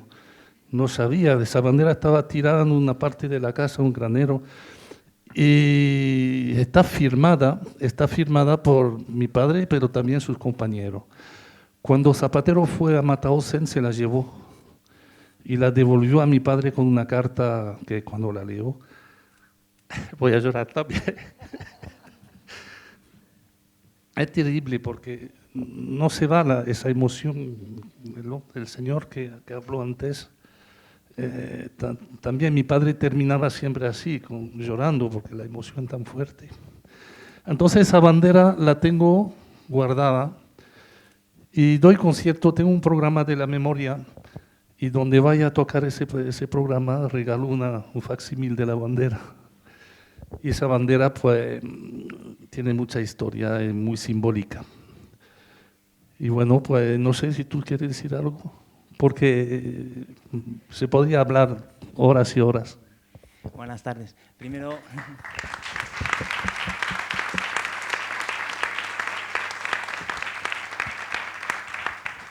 buenas tardes. Primero, gracias Benito por la invitación, lo recibí por WhatsApp. Perdona por molestarte cada vez que tengo dudas. Le llamo a no sé qué hora porque tengo dudas para mis charlas. Hola Pepita, que coincidimos en el liceo. No sé si es como una pequeña venganza que yo he vuelto, yo creo, por hacer un guiño a mi abuelo, que nació en Francia, pero de abuelo exiliado. Y tú volviste, yo he vuelto, no sé, un pequeño guiño contra y algunos poderes o algo, y para hablar de ello, porque yo hablo mucho de ello en los colegios, y gracias también al equipo del Triángulo Azul, que quiero ver la obra, ojalá. Nada, solamente lo mismo, mi abuelo rápidamente nos hablaba mucho, hemos ido varias veces a Mauthausen, siempre con mucha emoción. Anécdotas, lo mismo que Pepita, pues sobrevivir. Eso sí, mi abuelo decía una palabra siempre, que entre los presos había una palabra importante, solidaridad. El robar algo y al que podía darle de comer un cachito de patata, un poquito de pan, la palabra suya era solidaridad. Y hasta los últimos momentos decía solidaridad, solidaridad, que es importante. Esta bandera se hizo con forros de tela, los forros de los uniformes de los nazis. Había pues oficios varios y cacho de forro que robaba, pues teñido con lo que podía, un poquito de alquitrán o de lo que sea, las letras, está firmada por la gente en el KLM, del Comando Liberación de Mauthausen. No sé, robar cigaritos como moneda de cambio, y etcétera. Y muchas más. Hay un libro, El Triángulo Azul. No sé si conoces ese libro de Constante y bueno, no me acuerdo el otro. En la página 99 nombra mi padre que robó 100.000 cigarros. El tabaco era moneda entonces en el campo y robó 100.000 cigarros. Se la jugaba también, ¿no? Y tuvo 18 años de exilio, eso también es muy importante. Y su hermana, 9 años sin saber que estaba vivo. Mandaba carta por la Cruz Roja, por Londres, por lo que sea, la devolvían cortadas con tijeras. Eso son realidades. Perdón. No, gracias. Gracias. Muchas gracias, Benito, y a todos.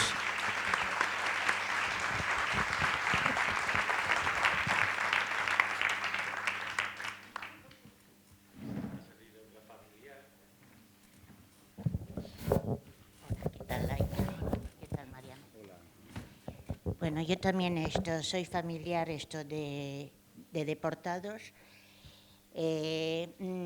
Dos primos de mi madre y mis tíos fueron allí asesinados, uno en Gusen,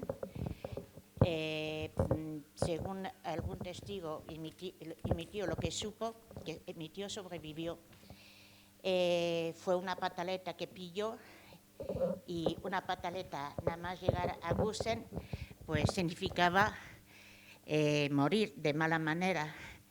Le echaron los perros encima, estaba su hermano delante.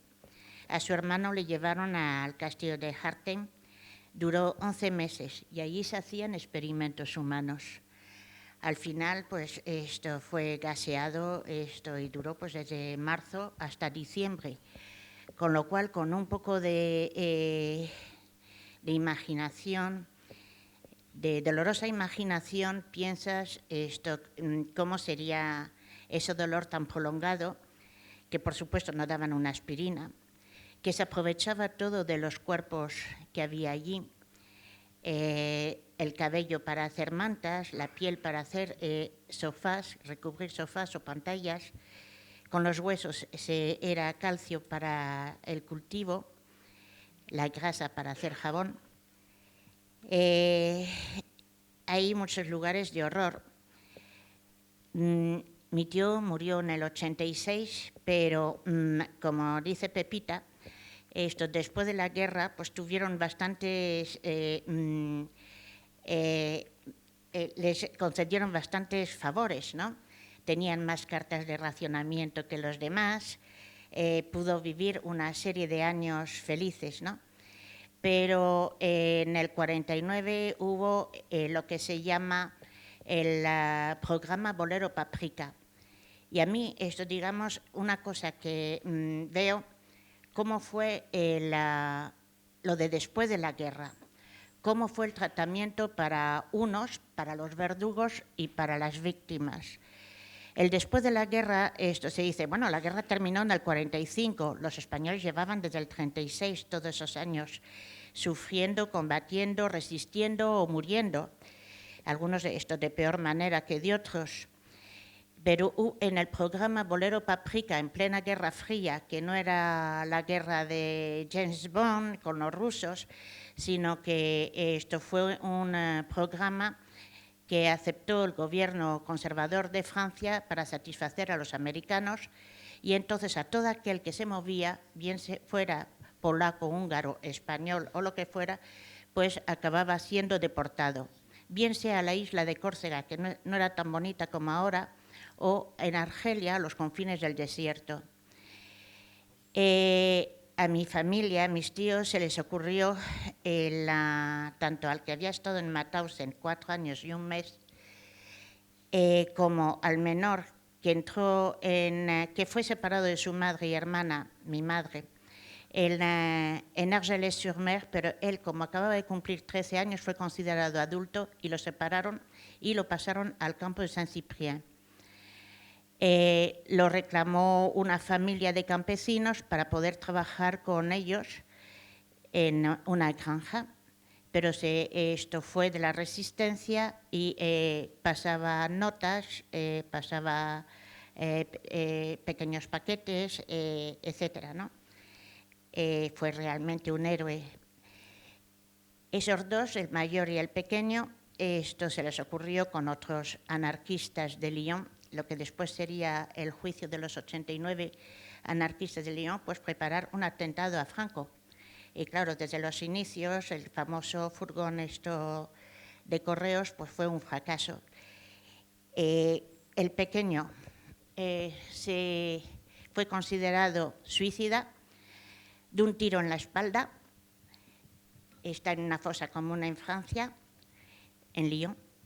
Y el mayor, no suficiente con sus 4 años y un mes de campo en Mauthausen, tuvo 20 años de cárcel.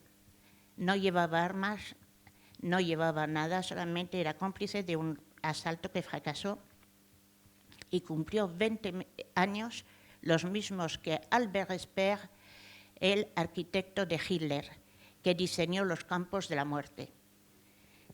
Entonces, analizo la diferencia entre el trato a los verdugos y el trato a las víctimas.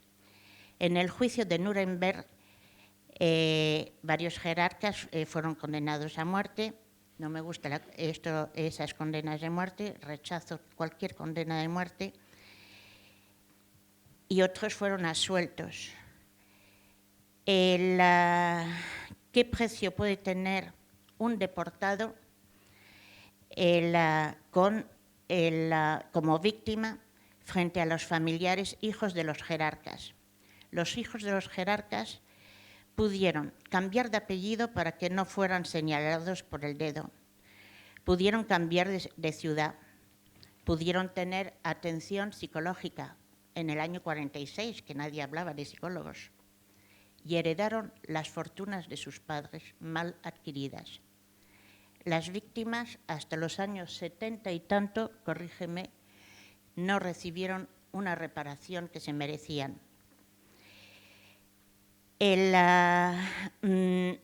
franquismo sí tuvo unas redes de connivencia con la policía francesa. Hay estos famosos policías como Pedro Urraca, que se instaló en París en un piso de la Avenue Foch, en la misma calle donde está nuestro exministro de Educación, de una vivienda expoliada a familia judía. Esto fue chivato de la policía franquista, en connivencia con la Gestapo, colaboracionista, etc. Fue juzgado también, pero esto desapareció, no cumplió ninguna condena y posteriormente fue cónsul de España en Ámsterdam. Hay una fotografía de él con un Rolls Royce impresionante.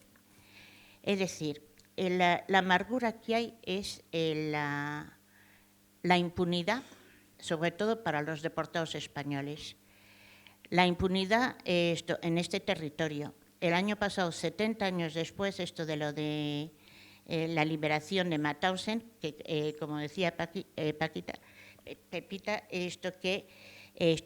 no fueron liberados por los americanos. Los americanos llegaron allí 2 días después y los americanos sabían qué pasaban en los campos. Había muchas empresas americanas repartidas por los campos nazis, los campos de concentración de trabajo forzado. Henry Ford fue condecorado por Hitler. Estaba la Coca-Cola, estaba las grandes farmacéuticas. Había multitud de empresas, sabían muy bien lo que pasaba. La Cruz Roja lo sabía. La Cruz Roja fue la última en recoger a los apátridas españoles, que fueron los últimos en quedarse en el campo. su país no les reclamaba. Y entonces se negoció el que regresaran esto a Francia. Fueron bien acogidos por Francia, con mucho respeto, eso es cierto. El año pasado también esto se condecoró a los pocos supervivientes, algo más de 20. En España no hubo nada, salvo el ministro Margallo fue a hacerse la foto allí. Fue a hacerse la foto, pero 3 años antes, es decir, hace 4 años, les llamó disidentes ideológicos. Tanto el ministro Gallardón como el ministro Margallo, los dos utilizaron esa palabra, la misma que utilizó Cristina Cifuentes el viernes. Es una patada en el estómago a los familiares y para las víctimas supervivientes si llega a sus oídos. Hay una diferencia abismal entre las celebraciones del Senado. Este año los poquitos familiares que tenemos derecho a estar allí, y a veces gracias a la voluntad de algún partido o de algún grupo, podemos entrar allí. Esto no nos lo concede la Casa Sefarat que organiza eso, ni nos lo concede mucho menos un presidente del Senado de familia falangista.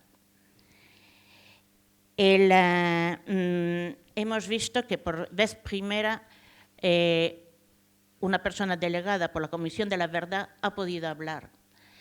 Cristina Almeida. Si al principio estábamos un poco molestos, un compañero y yo, porque deseamos que primero sea la voz de las víctimas, como Jaime García, como los supervivientes, los familiares que heredamos los traumas de nuestra gente, después las asociaciones y finalmente los partidos. No queremos manipulaciones de ningún grupo que quieran sacar provecho de esto.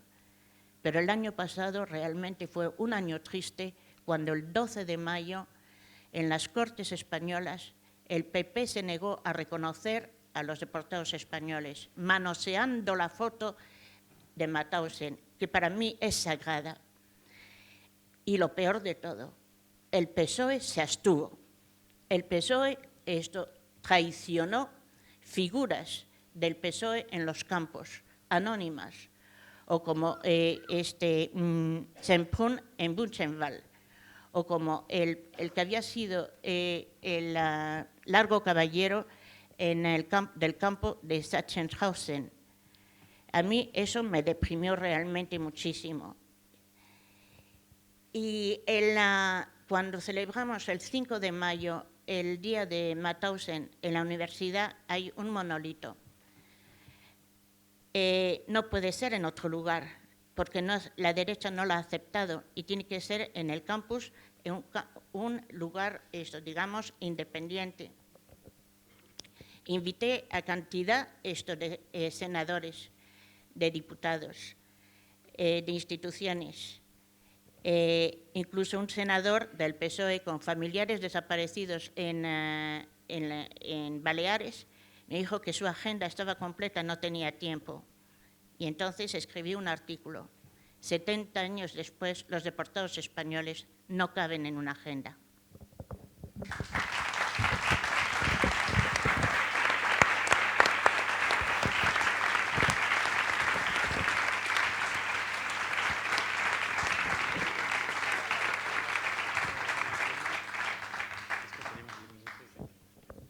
A ver, algunos habéis hecho deberes, yo no sé si en el libro habéis descubierto algo, y luego, que no sé por dónde anda, y luego tenemos 10 minutos por si alguien quiere hacer alguna pregunta, intervención o lo que sea.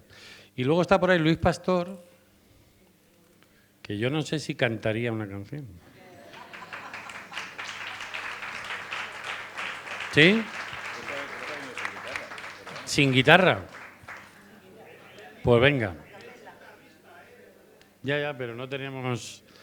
Voy a buscar una guitarra igual de atrezo que haya por aquí. Pero bueno, si alguien quiere preguntar algo, yo dejo el micrófono a ver si alguien lo puede mover. O... La verdad es que yo nunca había dedicado mucho tiempo a investigar o a leer sobre estas cuestiones. En mi familia no se ha hablado casi nunca de lo que pasó a familiares durante la Guerra Civil. Y bueno, por circunstancias, la semana pasada vi El hijo de Saúl, que es una película que recomiendo a todo el mundo. Me tocó trabajar con informes del Comité de Naciones Unidas sobre desaparición forzada. Vi el mapa que hay en el Ministerio de Justicia en la web de todas las fosas comunes que hay en el territorio español. Bueno, estos días han aparecido las noticias de la exhumación en Guadalajara y hoy iba paseando por el barrio, que había comprado unas cosas y me he acordado de que había visto en Facebook este acto. Entonces supongo que, bueno, he entrado porque me he acordado de todas las cosas que había visto esta semana. Y sí, abro el libro y veo que hay un tal Cayo Pelegay de Bocchigneni.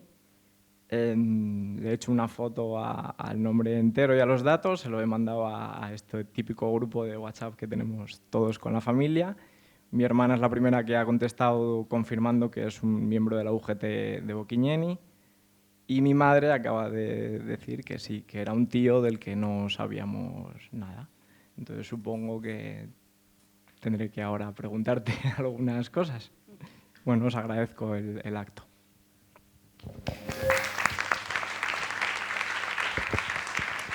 Yo quería contar, la ignorancia sobre esto es tan grande que Benito conocerá el nombre, pero hace unos años un joven de Lanzarote escribió su nombre en Google porque buscaba un resultado de un partido de balonmano, creo, y de repente pinchó un enlace que le llevó a conocer el destino de su abuelo, que era un hombre que abandonó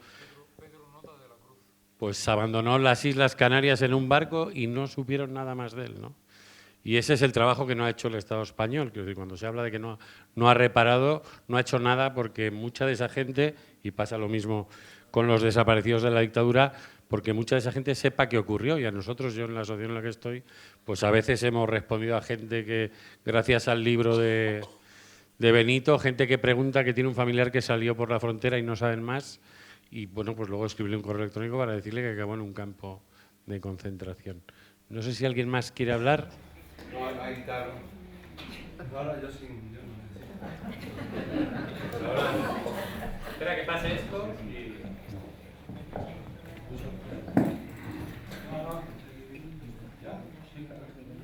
O bueno, me gustaría dedicar a vosotros especialmente a vosotros esta canción que fue escrita para un documental de Adolfo Domingo sobre los campos de exterminio, ¿no? Escribí la letra viendo el documental. O sea, que de alguna manera lo que cuento lo contaba el documental. Vencido de hambre, herido de alma, enfermo de miedo, muerto de esperanza, de nieve y de frío, llegaban a Francia corazones rotos,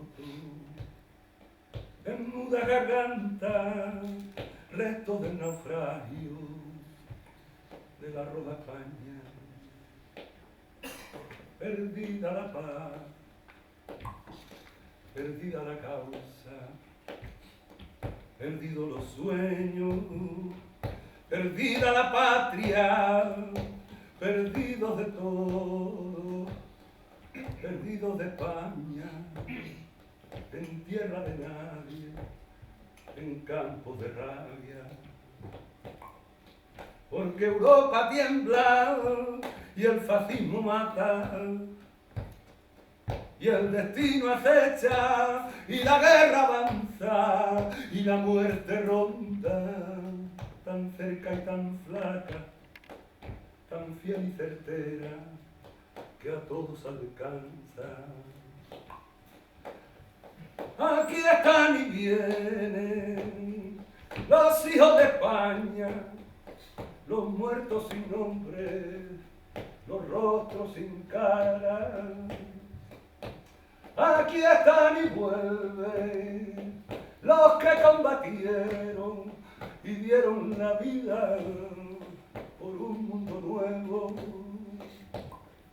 Aquí están y vienen los hijos de España, donde un canto muere, el mío se levanta. ¡Bravo!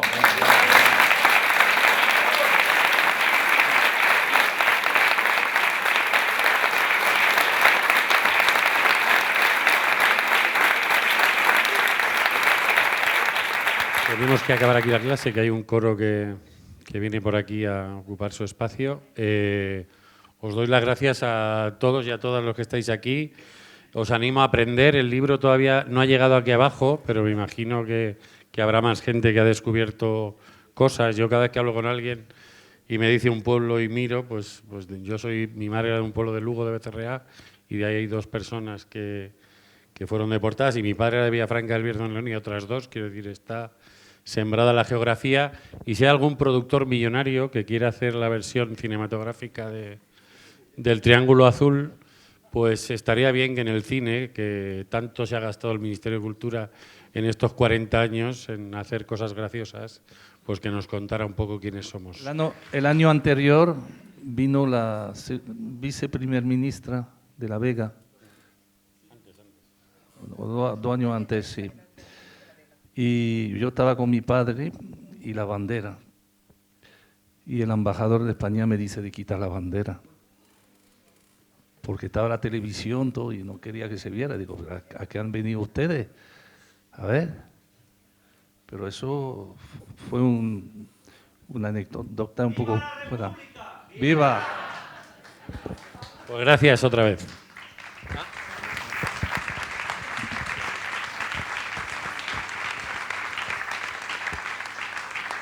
Yo ya terminamos. El año 2011 estuve con mi familia, mi hermana, también en Mannhausen, y no obstante me gustaría ir otra vez y lo haría con mucho gusto. También he estado en Coyure 2 años seguidos, o 2 veces, para firmar en la bandera republicana Antonio Machado. También. Vale, gracias. Una información. Voy a denunciar a la comunidad judía de Madrid y a la señora Cristina Cifuentes, a través de la querella argentina, a la que pertenezco, por negacionismo hacia los deportados españoles e insultarles.